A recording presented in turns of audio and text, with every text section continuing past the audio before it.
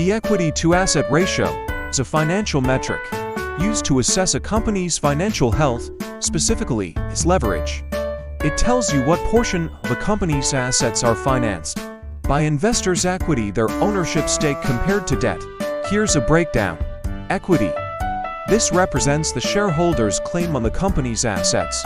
Essentially what's left after you subtract all the liabilities, debts from the total assets. Think of it as the company's net worth. Assets. These are all the valuable things a company owns, including property, equipment, inventory, cash, and even intellectual property.